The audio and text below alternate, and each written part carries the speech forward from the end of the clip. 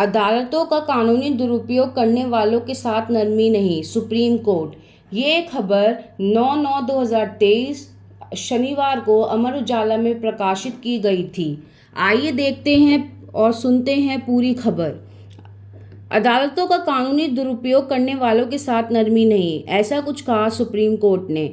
Supreme court ने कहा कि जिम्मेदारी से भागने के लिए न्यायिक संस्थाओं का गलत इस्तेमाल करने वाले लोगों के साथ अदालतों को किसी तरह की नरमी दिखाने की जरूरत नहीं है।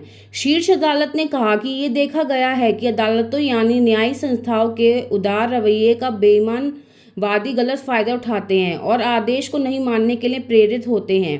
जस्टिस जेबी पारदीवाला और जस्टिस मनोज मिश्र की पीठ ने संपत्ति के एक मामले में गुजरात हाईकोर्ट के आदेश के खिलाफ दायर याचिका को खारिज करते हुए ये टिप्पणी की।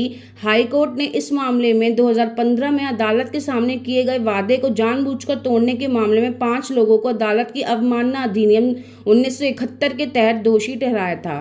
हाईकोर्ट ने इनमें 3 को 2 महीने साधारण कारावास की सजा सुनाई थी। शेष 2 पर सजा के बदले 1 लाख रुपए का जुर्माना लगाया था।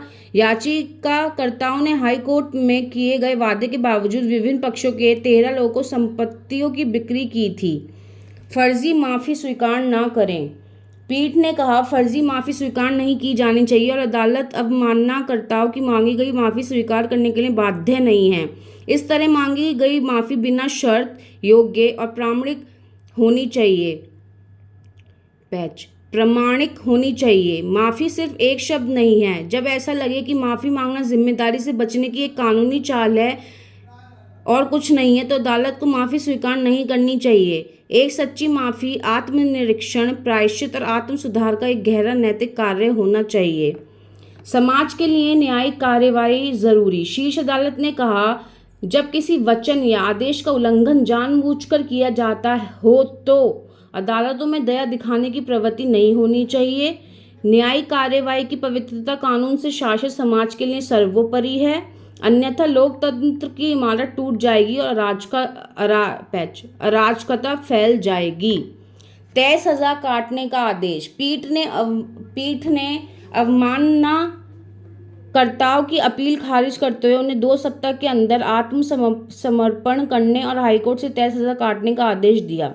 अदालत की अवमानना के मामले में अदालतों की ओर से लागू अनुशासन का उद्देश्य अदालत की गरिमा या न्यायाधीश के व्यक्तित्व की पुष्टि करना नहीं, बल्कि न्याय प्रशासन में अनुचित हस्तक्षेप को रोकना है। तो ये कुछ था जो अदालतों का कानूनी दुरुपयोग करने वालों के साथ नरमी नहीं बरतनी चाहिए, ऐसा कुछ कहा था सुप्रीम कोर्ट ने।